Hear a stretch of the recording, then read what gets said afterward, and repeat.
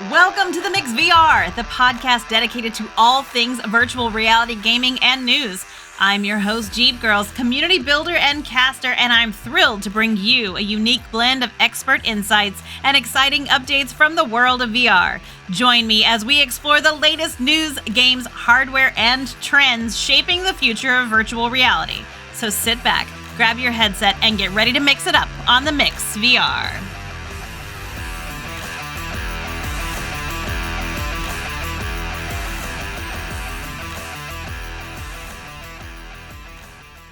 Okay, so I thought it would be fun, since we talked about Stanley Weinbaum's Pygmalion spectacles in the last episode, to go ahead and share that with you. So I'm going to read it. So I hope you enjoy it. Pygmalion spectacles, written by Stanley Weinbaum. But what is reality? Asked the gnome-like man. He gestured at the tall banks of buildings that loomed around Central Park, with their countless windows glowing like the cave fires of a city of Cro-Magnon people.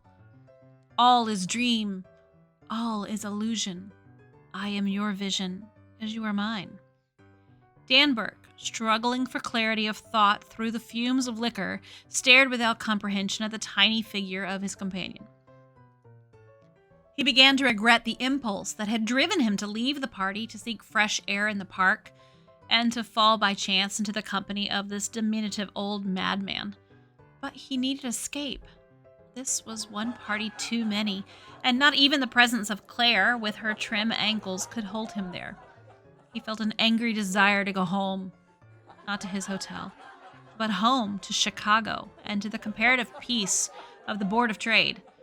But he was leaving tomorrow anyway. You drink, said the elfin-bearded face.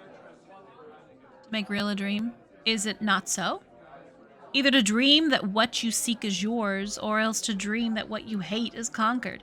You drink to escape reality, and the irony is that even reality is a dream. Cracked, thought Dan again. Or so, concluded the other, says the philosopher Berkeley. Berkeley? Echoed Dan. His head was clearing. Memories of the sophomore course in elementary philosophy drifted back. Bishop Berkeley, eh?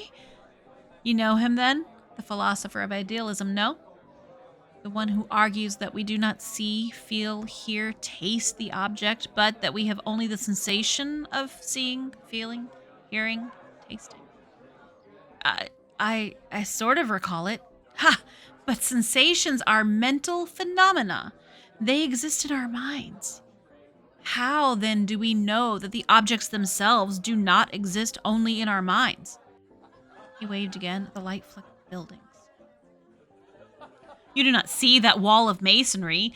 You perceive only a sensation, a feeling of sight. The rest you interpret. You see the same thing, retorted Dan. How do you know I do? Even if you knew that what I called red would not be green, could you see through my eyes? Even if you knew that, how do you know that I, too, am not a dream of yours?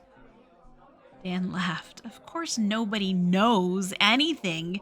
You just get what information you can through the windows of your five senses and then make your guesses. When they're wrong, you pay the penalty. His mind was clear now, save for a mild headache. Listen, he said suddenly. You can argue a reality away to an illusion. That's easy. But if your friend Berkeley is right, why can't you take a dream and make it real? If it works one way, it must work the other. The beard waggled. Elf-bright eyes glittered queerly at him. All artists do that, said the old man softly. Dan felt that something more quivered on the verge of utterance. That's evasion, he grunted. Anybody can tell the difference between a picture and the real thing, or between a movie and life. But whispered the other, the realer the better, no? And if one could make a movie very real indeed, what would you say then? Nobody can, though. The eyes glittered strangely again. I can, he whispered. I did. Did what? Made real a dream. The voice turned angry. Fools, I bring it here to sell to Westman, the camera people, and what do they say? It isn't clear. Only one person can use it at a time. It's too expensive. Fools. Huh? Listen, I'm Albert Ludwig. Professor Ludwig? As Dan was silent, he continued. It means nothing to you, eh? But listen, a movie that gives one sight and sound. Suppose now I add taste, smell, even touch. If your interest is taken by the story, suppose I make it so that you are in the story. You speak to the shadows, and the shadows reply. And instead of being on a screen, the story is all about you, and you are in it. Wouldn't that make for a real dream? How the devil could you do that? How? But simply. First, my liquid positive, then my magic spectacles. I photograph the story in a liquid with light-sensitive chromates. I build up complex solution. Do you see? I add taste chemically and sound electrically. And then the story is recorded. Then I put the solution in my spectacle, my movie projector. I electrolyze the solution, break it down. The older chromates go first, and out comes the story. Sight, sound, smell, taste, all. Touch? If your interest is taken, your mind supplies that. Eagerness crept into his voice. You will look at it, Mr. Burke, said Dan. A swindle, he thought. But then a spark of recklessness glowed out of the vanishing fumes of alcohol. Why not? He grunted. He rose. Ludwig, standing, came scarcely to his shoulder. A queer gnome-like old man, Dan thought as he followed him across the park and into one of the scores of apartment hotels in the vicinity. In his room, Ludwig fumbled in a bag, producing a device vaguely reminiscent of a gas mask. There were goggles and a rubber mouthpiece. Dan examined it curiously, while the little bearded professor brandished a bottle of watery liquid. Here it is, he gloated. My liquid positive, the story. Hard photography, infernally hard. Therefore, the simplest story. A utopia, just two characters, and you, the audience. Now, put the spectacles on. Put them on and tell me what fools the Westman people are. He decanted some of the liquid into the mask and trailed a twisted wire to a device under the table. A rectifier, he explained, for the electrolysis. Must you use all the liquid? Asked Dan. If you use part, do you only see part of the story? And which part? Every drop has all of it, but you must fill the eyepieces. Then as Dan slipped the device gingerly on. So, now what do you see? Not a damn thing. Just the windows and the lights across the street. Well, of course, but now I start the electrolysis. Now! There was a moment of chaos. The liquid before Dan's eyes clouded, suddenly white, and formless sounds buzzed. He moved to tear the device from his head, but emerging forms in the mistiness caught his interest. Giant things were writhing there. The scene steadied. The whiteness was dissipating like mist in the summer. Unbelieving, still gripping at the arms of that unseen chair, he was staring at a forest. But what a forest! Incredible, unearthly, beautiful. Smooth bowls ascended inconceivably toward a brightening sky. Trees bizarre as the forest of the Carboniferous age. Infinitely overhead swayed misty fronds, and the verdure showed green and brown in the heights. And there were birds.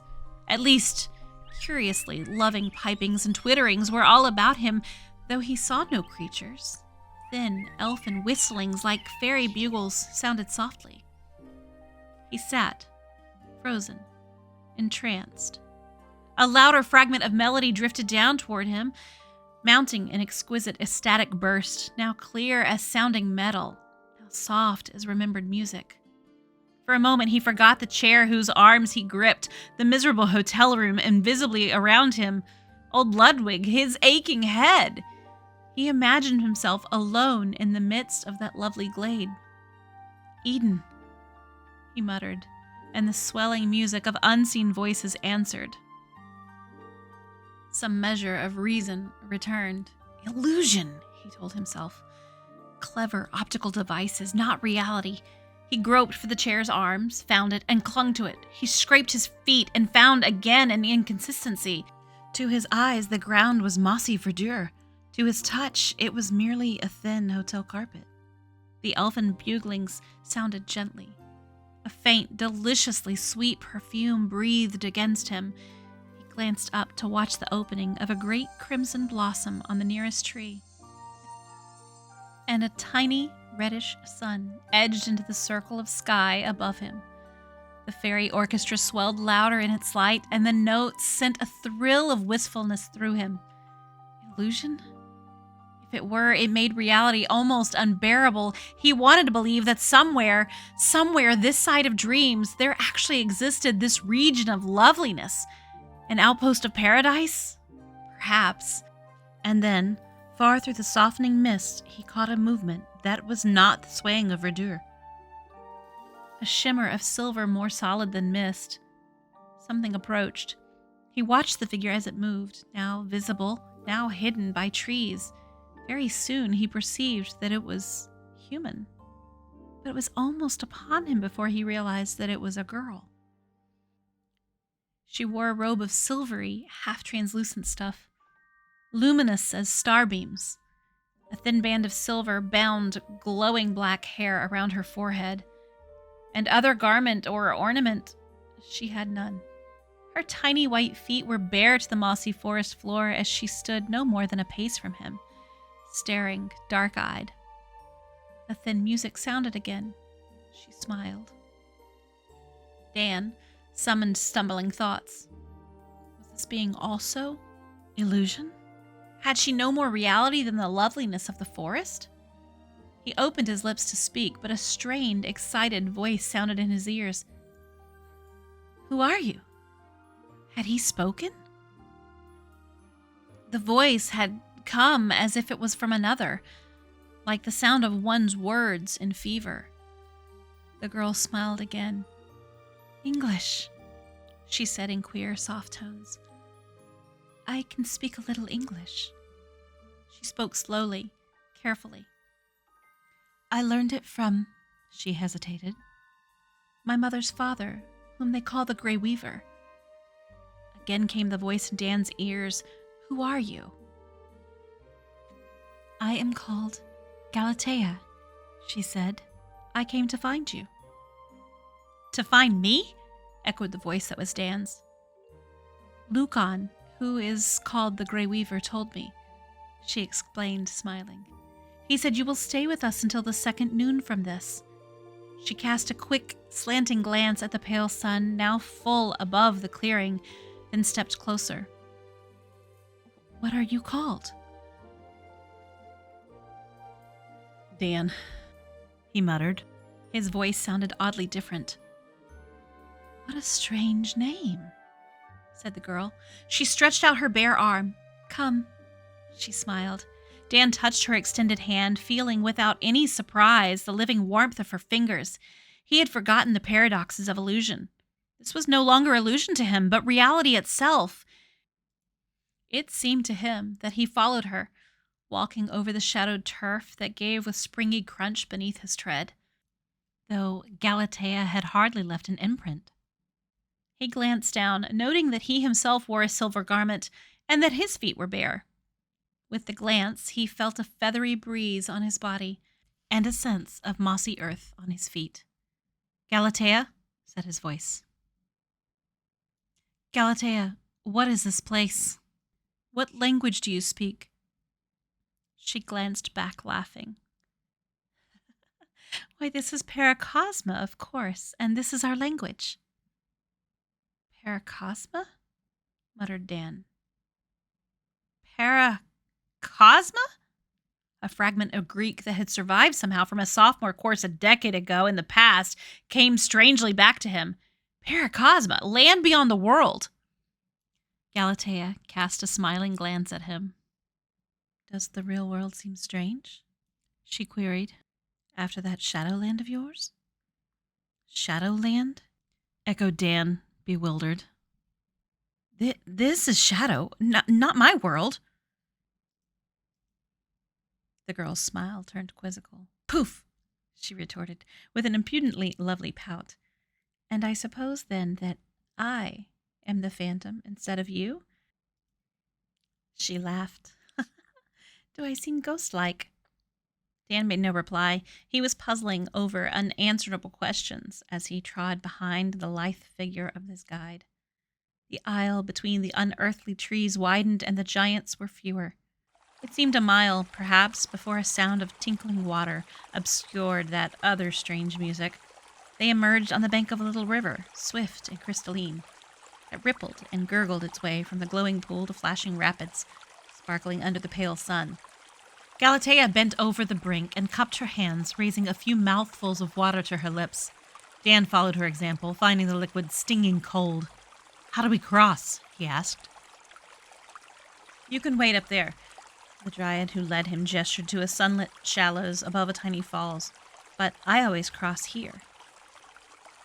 She poised herself for a moment on the green bank, then dove like a silver arrow into the pool. Dan followed. The water stung his body like champagne, but a stroke or two carried him across to where Galatea had already emerged with a glistening of creamy bare limbs. Her garment clung tight as a metal sheath to her wet body. He felt a breathtaking thrill at the sight of her, and then, miraculously, the silver cloth was dry. Droplets rolled off of it as if oiled silk, and they moved briskly on. The incredible forest had ended with the river. They walked over a meadow studded with little, many-hued star-shaped flowers, whose fronds underfoot were as soft as a lawn. Yet still, the sweet pipings followed them. Now loud, now whisper soft in a tenacious web of melody. "Galatea," said Dan suddenly, "where is this music coming from?" She looked back, amazed. "You silly one," she laughed. "From the flowers, of course. See?" She plucked a purple star and held it to his ear. True enough, a faint and plaintive melody hummed out of the blossom. She tossed it in his startled face and skipped on. Little copse appeared ahead, not of the gigantic forest trees, but of lesser growths, bearing flowers and fruits of iridescent colors, and a tiny brook bubbled through.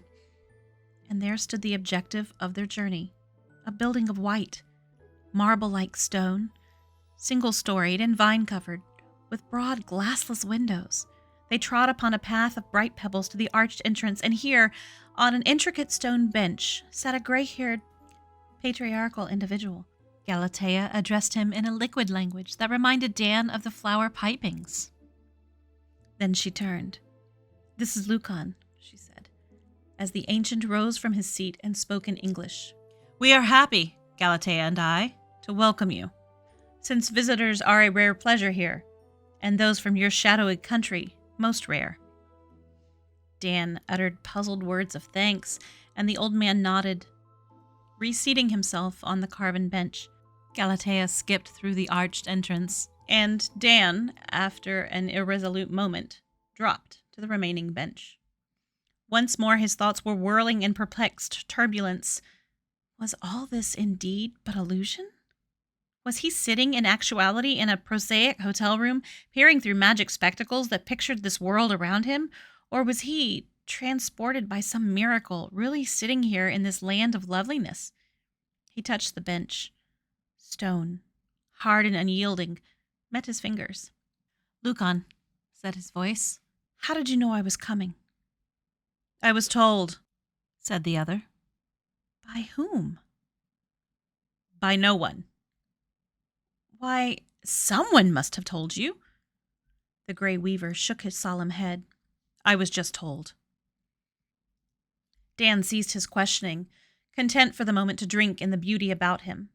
And then Galatea returned, bearing a crystal bowl of the strange fruits. They were piled in colorful disorder, red, purple, orange, and yellow, pearl-shaped, egg-shaped, and clustered spheroids, fantastic, unearthly. He selected a pale, transparent ovoid, bit into it, and was deluged by a flood of sweet liquid to the amusement of the girl. She laughed and chose a similar morsel, biting a tiny puncture in the end. She squeezed the contents into her mouth. Dan took a different sort, purple and tart as Rhenish wine, and then another filled with edible, almond-like seeds. Galatea laughed delightedly at his surprises, and even Lucan smiled a gray smile. Finally, Dan tossed the last husk into the brook beside them, where it danced briskly toward the river. "Galatea," he said, "do you ever go to a city?" "What cities are in Paracosma?" Cities? What are cities? Places where many people live close together. Oh, said the girl, frowning. No, there are no cities here. Then where are the people of Paracosma? You must have neighbors. The girl looked puzzled. A man and woman live off here, she said, gesturing towards a distant blue range of hills dim on the horizon. Far away over there. I went there once, but Lucan and I prefer the valley. But Galatea, protested Dan. Are you and Lucan alone in this valley? What happened to your parents? Your father and mother? They went away. That way, toward the sunrise. They'll return someday. And if they don't? Why, foolish one, what could hinder them? Wild beasts, said Dan. Poisonous insects, disease, flood, storm, lawless people, death? I've never heard those words, said Galatea. There are no such things here, she sniffed contemptuously. Lawless people? Not death? What is death? It's... Dan paused, helplessly. It's like falling asleep and never waking. It's what happens to everyone at the end of life. I've never heard of such a thing as end of life, said the girl decidedly. There isn't such a thing. What happens then? Queried Dan desperately. When one grows old. Nothing silly. No one grows old unless he wants to, like Lucan. A person grows to the age he likes best and then stops. It's a law. Dan gathered his chaotic thoughts. He stared into Galatea's dark, lovely eyes. Have you stopped yet? The dark eyes dropped. He was amazed to see a deep, embarrassed flush spread over her cheeks. She looked at Lucan, nodding reflectively on his bench, then back to Dan, meeting his gaze. Not yet, he said. And when will you, Galatea? When I have had the one child permitted here. You see? She stared down at her dainty toes. One cannot bear children afterwards. Permitted? Permitted by who? By a law. Laws? Is everything here governed by laws? What of chance and accidents? What are those? Chance and accidents? Things unexpected, things unforeseen. Nothing is unforeseen, said Galatea, still soberly. She repeated slowly. Nothing is unforeseen. He fancied her voice was wistful. Lucan looked up. Enough of this, he said abruptly. He turned to Dan. I know these words of yours. Chance, disease, death. They are not for Paracosma. Keep them in your unreal country. Where did you hear them, then? From Galatea's mother, said the Grey Weaver. Who had them from your predecessor? A phantom who visited here before Galatea was born. Dan had a vision of Ludwig's face. What was he like? Much like you. But his name? The old man's mouth was suddenly grim. We do not speak of him, he said, and rose, entering the dwelling in cold silence. He goes to weave, said Galatea after a moment. Her lovely piquant face was still troubled. What does he weave? This. She fingered the silver cloth of her gown. He weaves it out of metal bars on a very clever machine. I do not know the method. Who made the machine? It was here. But Galatea, who built the house? Who planted these fruit trees? They were here. The house and the trees were always here. She lifted her eyes. I told you everything had been foreseen. From the beginning until eternity, everything. The house and trees and machine were ready for Lucan and my parents and me. This is a place for my child, who will be a girl, and a place for her child, and so on forever. Dan thought for a moment. Were you born here? I don't know. He noted a sudden concern and her eyes were glistening with tears. Galatea, dear, why are you unhappy? What's wrong? Why, nothing. She shook her black curls, smiled suddenly at him. What could be wrong? How can one be unhappy in Paracosma? She sprang erect and seized his hand. "Come, let's gather fruit for tomorrow." She darted off in a whirl of flashing silver, and Dan followed her around the wing of the edifice. Graceful as a dancer, she leapt for a branch above her head, caught it laughingly, and tossed a great golden globe to him. She loaded his arms with the bright prizes and sent him back to the bench, and when he returned, she piled it so full of fruit that a deluge of colorful spheres dropped around him. She laughed again and sent them spinning into the brook with the thrust of her rosy toes, while Dan watched her with an aching wistfulness. Then suddenly she was facing him. For a long, tense instant they stood motionless, eyes upon eyes, and then she turned away and walked slowly around to the arched portal. He followed her with his burden of fruit. His mind was once more in a turmoil of doubt and perplexity. The little sun was losing itself behind the trees of that colossal forest to the west, and a coolness stirred among the long shadows. The brook was purple-hued in the dusk, but its cheery notes mingled still with the flower music. Then the sun was hidden. The shadow fingers darkened the meadow. Of a sudden the flowers were still, and the brook gurgled alone in a world of silence. In silence, too, Dan entered the doorway.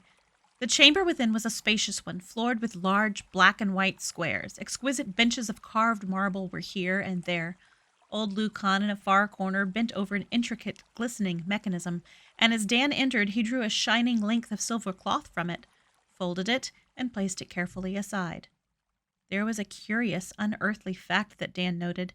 Despite windows open to the evening, no night insect circled the globes that glowed at intervals from niches in the walls. Galatea stood in a doorway to his left, leaning half wearily against the frame. He placed the bowl of fruit on a bench at the entrance and moved to her side. "This is yours," she said, indicating the room beyond. He looked in upon a pleasant, smaller chamber. A window framed a starry square, and a thin, swift, nearly silent stream of water gushed from the mouth of a carved human head on the left wall, curving into a 6-foot basin sunk in the floor. Another of the graceful benches covered with the silver cloth completed the furnishings. A single glowing sphere, pendant by a chain from the ceiling, illuminated the room. Dan turned to the girl, whose eyes were still unwontedly serious. "This is ideal," he said. "But Galatea, how am I to turn out the light?" "Turn it out," she said. "You must cap it. So." A faint smile showed again on her lips as she dropped a metal covering over the shining sphere. They stood tense in the darkness. Dan sensed her nearness achingly, and then the light was on once more. She moved towards the door, and there paused, taking his hand. "Dear Shadow," she said softly, "I hope your dreams are music." She was gone. Dan stood irresolute in his chamber. He glanced into the large room where Lucan still bent over his work, and the Grey Weaver raised a hand in solemn salutation, but said nothing. He felt no urge for the old man's silent company and turned back into his room to prepare for slumber. Almost instantly, it seemed, the dawn was upon him, and bright elfin pipings were all about him, while the odd ruddy sun sent a broad slanting plane of light across the room. He rose as fully aware of his surroundings as if he had not slept at all. The pool tempted him, and he bathed in stinging water. Thereafter, he emerged into the central chamber, noting curiously that the globes still glowed in dim rivalry to the daylight. He touched one casually. It was cool as metal to his fingers, and lifted freely from its standard. For a moment, he held the cold, flaming thing in his hands, then replaced it and wandered into the dawn. Galatea was dancing up the path, eating a strange fruit as rosy as her lips. She was merry again, once more the happy nymph that had greeted him, and she gave him a bright smile as he chose a sweet green ovoid for his breakfast. "Come on," she called, "to the river." She skipped away toward the unbelievable forest. Dan followed, marveling that her lithe speed was so easy a match for his stronger muscles. Then they were laughing in the pool, splashing about, until Galatea drew herself to the bank. Glowing and panting, he followed her as she lay relaxed. Strangely, he was neither tired nor breathless, and no sense of exertion. A question recurred to him, as yet unasked. Galatea, said his voice, whom will you take as a mate? Her eyes went serious. I don't know, she said. At the proper time he will come. That is a law. And you will be happy. Of course. She seemed troubled. Isn't everyone happy? Not where I live, Galatea. Then that must be a strange place, a ghostly world of yours, a rather terrible place. It is, often enough, Dan agreed.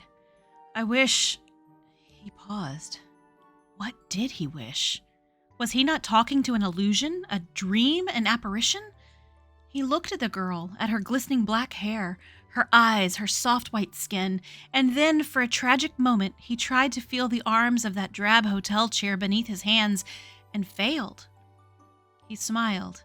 He reached out his fingers to touch her bare arm, and for an instant she looked back at him with startled, sober eyes and sprang to her feet. Come on, I want to show you my country. She set off down the stream, and Dan rose reluctantly to follow. What a day that was! They traced the little river from still pool to singing rapids, and ever about them were the strange twitterings and pipings that were the voices of the flowers. Every turn brought a new vista of beauty. Every moment brought a new sense of delight. They talked or were silent. When they were thirsty, the cool river was at hand. When they were hungry, fruit offered itself. When they were tired, there was always a deep pool and a mossy bank. And when they were well rested, a new beauty beckoned. The incredible trees towered in numberless forms of fantasy, but on their own side of the river was still the flower-starred meadow. Galatea twisted him a bright-blossomed garland for his head, and thereafter he moved always with a sweet singing about him. But little by little the red sun slanted toward the forest, and the hours dripped away. It was Dan who pointed it out, and reluctantly they turned homeward. As they returned, Galatea sang a strange song, plaintive and sweet as the melody of the river and flower music, and again her eyes were sad. What song is that? He asked. It is a song sung by another Galatea, she answered. Who is my mother? She laid her hand on his arm. I will make it into English for you, she sang. The river lies in flowers and fern. In flower and fern it breathes a song. It breathes a song of your return in years too long. In years too long it murmurs bring their vain replies. Their vain replies, the flowers sing. The flowers sing, the river lies. Her voice quavered on the final notes. There was silence, save for the tinkle of water and the flower bugles. Dan said, Galatea, and paused. The girl was again somber-eyed. He said huskily, That's a sad song, Galatea. Why was your mother sad? You said everyone was happy in Paracosma. She broke a law, replied the girl tonelessly. It is the inevitable way to sorrow. She faced him.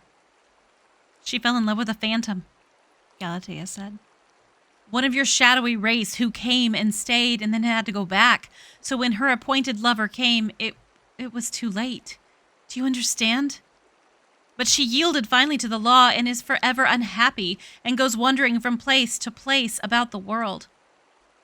She paused. I shall never break a law, she said defiantly. Dan took her hand. I would not have you unhappy, Galatea. I want you always happy. She shook her head. I am happy, she said, and smiled a tender, wistful smile. They were silent a long time as they trudged the way homeward. The shadows of the forest giants reached out across the river as the sun slipped behind them. For a distance, they walked hand in hand, but as they reached the path of pebbly brightness near the house, Galatea drew away and sped swiftly before him. Dan followed as quickly as he might. When he arrived, Lucan sat on his bench by the portal, and Galatea had paused on the threshold. She watched him approach with eyes in which she again fancied the glints of tears. I am very tired, she said, and slipped within. Dan moved to follow, but the old man raised a staying hand. Friend from the shadows, he said. Will you hear me a moment? Dan paused, acquiesced, and dropped to the opposite bench. He felt a sense of foreboding. Nothing pleasant awaited him. There is something to be said, Lucan continued, and I say it without desire to pain you if phantoms feel pain. It is this. Galatea loves you, though I think she has not realized it yet. I love her too, said Dan. The Grey Weaver stared at him. I do not understand. Substance, indeed, may love shadow, but how can shadow love substance? I love her, insisted Dan. Then woe to both of you, for this is impossible in Paracosma. It is a confliction with the laws. Galatea's mate is appointed, perhaps even now approaching. Laws, muttered Dan. Whose laws are they? Not Galatea's, nor mine. But they are, said the Grey Weaver. It is not for you nor me to criticize them, though I yet wonder what power could annul them to permit your presence here. I had no voice in your laws. The old man peered at him in the dusk. Has anyone, anywhere, a voice in the laws? He queried. In my country we have, retorted Dan. Madness, growled Lucan. Man-made laws. Of what use are man-made laws with only man-made penalties, or none at all? If you shadows make a law that the wind shall blow only from the east, does the west wind obey it? We do pass such laws, acknowledged Dan bitterly. They may be stupid, but they're no more unjust than yours. Ours, said the Grey Weaver, are the unalterable laws of the world, the laws of nature. Violation is always unhappiness. I have seen it. I have known it in another, in Galatea's mother, though Galatea is stronger than she. He paused. Now, he continued, I ask only for mercy. Your stay is short, and I ask that you do not do more harm than is already done. Be merciful. Give her no more to regret. He rose and moved through the archway. When Dan followed a moment later, he was already removing a square of silver from his device in the corner. Dan turned silent and unhappy to his own chamber, where the jet of water tinkled faintly as a distant bell. Again he rose at the glow of dawn, and again Galatea was before him, meeting him at the door with her bowl of fruit. She deposited her burden, giving him a wan little smile of greeting, and stood facing him as if waiting. Come with me, Galatea, he said. Where? To the riverbank, to talk. They trudged in silence to the brink of Galatea's pool. Dan noted a subtle difference in the world around him. Outlines were vague, the thin flower pipings less audible, and the very landscape was queerly unstable, shifting like smoke when he wasn't looking at it directly. And strangely, though he had brought the girl here to talk to her, he had now nothing to say, but sat in aching silence, with his eyes on the loveliness of her face.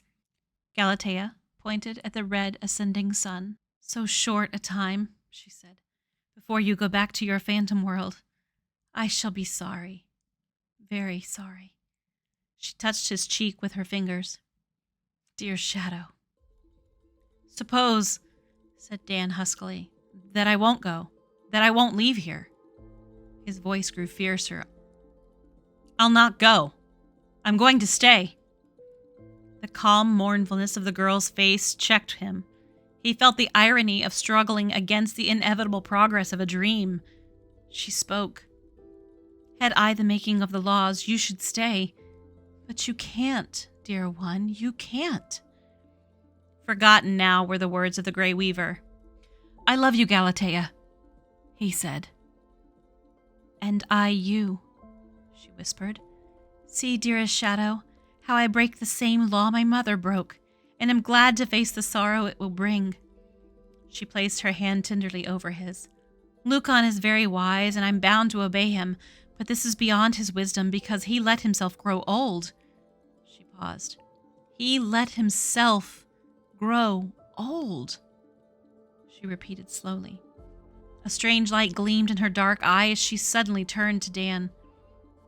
Dear one, she said tensely, that thing that happens to the old, That death of yours. What follows it?" "What follows death?" he echoed. "Who knows?" "But," her voice was quivering, "but one can't simply vanish. There must be an awakening." "Who knows?" said Dan again. "There are those who believe we wake to a happier world, but—" He shook his head hopelessly. "It must be true. Oh, it must be," Galatea cried. "There must be more for you than the mad world you speak of." She leaned very close. "Suppose, dear," she said, "that when my appointed lover arrives, I send him away. Suppose I bear no child, but let myself grow old, older than Lucan, old until death. Would I join you in your happier world? Galatea!" He cried distractedly. "Oh, my dearest, what a terrible thought!" "More terrible than you know," she whispered, still very close to him. "It is more than violation of law. It is rebellion. Everything is planned, everything was foreseen except this. And if I bear no child, her place will be left unfilled, and the places of her children, and of their children, and so on until some day the whole great plan of Paracosma fails of whatever its destiny was to be." Her whisper grew faint and fearful. "It is destruction. But I love you more than I fear death." Dan's arms were about her. "No, Galatea, no! Promise me," she murmured. "I can promise and then break my promise." She drew his head down. Their lips touched, and he felt a fragrance and a taste like honey in her kiss. "At least," she breathed, "I can give you a name by which to love you. Philometris, measure of my love." "A name?" muttered Dan. A fantastic idea shot through his mind, a way of proving to himself that this was all reality, and not just a page that anyone could read who wore old Ludwig's magic spectacles. If Galatea would speak his name, perhaps, he thought daringly, perhaps he could stay. He thrust her away. "Galatea," he cried, "do you remember my name?" She nodded silently, her unhappy eyes on his. "Then say it. Say it, dear." She stared at him, dumbly, miserably, but made no sound. "Say it, Galatea," he pleaded desperately. "My name! Dear, just say my name!" Her mouth moved. She grew pale with effort, and Dan could have sworn that his name trembled on her quivering lips, though no sound came. At last she spoke. "I can't, dearest one. Oh, I can't. A law forbids it." She stood suddenly erect, pallid as an ivory carving. "Lucan calls," she said, and darted away. Dan followed along the pebbled path, but her speed was beyond his powers. At the portal, he only found the Grey Weaver standing cold and stern. He raised his hand as Dan appeared. "Your time is short," he said. "Go thinking of the havoc you have done." "Where's Galatea?" gasped Dan. "I have sent her away." The old man blocked the entrance. For a moment, Dan could have struck him aside, but something withheld him. He stared wildly about the meadow. There, a flash of silver beyond the river, at the edge of the forest. He turned and raced toward it, while motionless and cold, the Grey Weaver watched him go. "Galatea!" he called. "Galatea!" He was over the river now, on the forest bank, running through columned vistas that whirled around him like mist. The world had gone cloudy. Fine flakes danced like snow before his eyes. Paracosma was dissolving around him. Through the chaos, he fancied a glimpse of the girl, but closer approach left him still voicing his hopeless cry of "Galatea!" After an endless time, he paused. Something familiar about the spot struck him, and just as the red sun edged above him, he recognized the place, the very point at which he had entered Paracosma. A sense of futility overwhelmed him. For a moment he gazed at an unbelievable apparition. A dark window hung in mid-air before him, through which glowed rows of electric lights. Ludwig's window. It vanished, But the trees writhed and the sky darkened, and he swayed dizzily in turmoil. He realized suddenly that he was no longer standing, but sitting in the midst of the crazy glade, and his hands clutched something smooth and hard, the arms of that miserable hotel chair. Then at last he saw her, close before him. Galatea, with sorrow-stricken features, her tear-filled eyes on his. He made a terrific effort to rise, stood erect, and fell, sprawling in a blaze of coruscated lights. He struggled to his knees. Walls. Ludwig's room encompassed him. He must have slipped from the chair. The magic spectacles lay before him. One lens splintered and spilling a fluid no longer water clear, but white as milk. God, he muttered. He felt shaken, sick, exhausted, with a bitter sense of bereavement, and his head ached fiercely. The room was drab, disgusting. He wanted to get out of it. He glanced automatically at his watch. 4 o'clock. He must have sat there nearly 5 hours. For the first time, he noticed Ludwig's absence. He was glad of it and walked dully out of the door to an automatic elevator. There was no response to his ring. Someone was using the thing. He walked 3 flights to the street and back to his own room. In love with a vision. Worse. In love with a girl who had never lived. In a fantastic utopia that was literally nowhere. He threw himself on the bed with a groan that was half a sob. He saw, finally, the implications of the name Galatea. Galatea. Pygmalion statue. Given life by Venus in the ancient Grecian myth. But his Galatea, warm and lovely and vital, must remain forever without the gift of life, since he was neither Pygmalion nor God.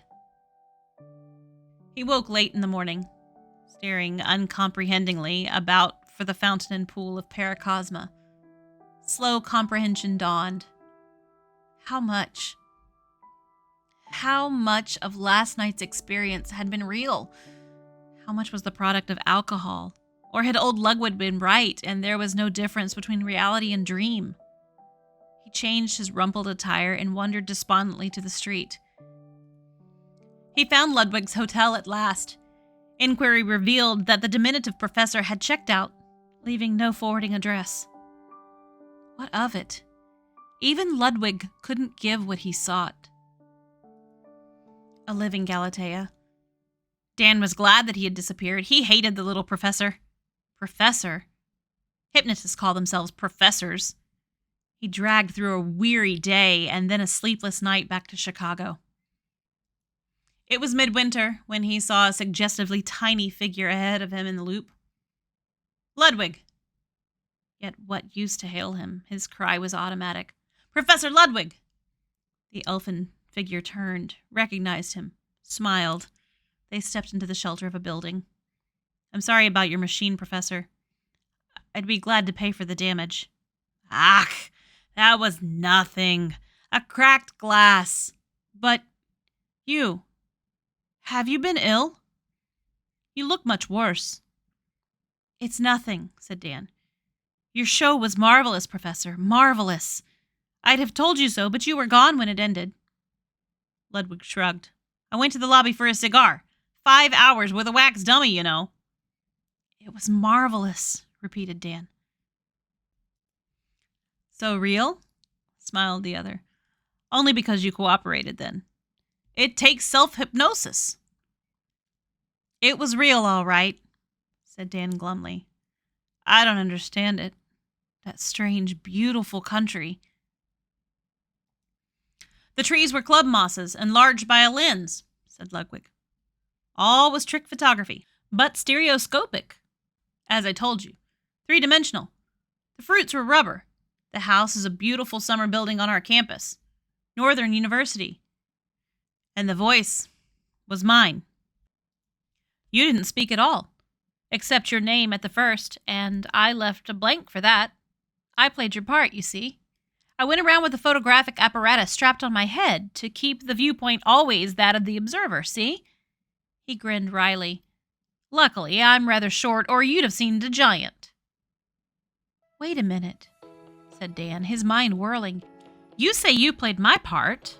Then Galatea, is she real too? Taya's real enough, said the professor. My niece, a senior at Northern and likes dramatics. She helped me out with the thing. Why? Want to meet her? Dan answered vaguely, happily. An ache had vanished. A pain was eased.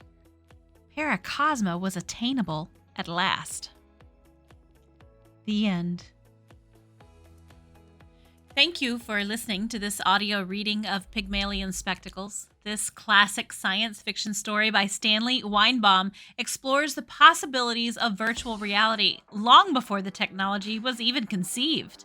I hope that you enjoyed this audio experience and that it has sparked your own imagination to consider the limitless possibilities of virtual reality. Thank you for tuning in, and I look forward to sharing more exciting stories with you in the future. Virtual reality, real adrenaline. Until next time, stay immersed in the virtual world and keep mixing it up on the Mix VR.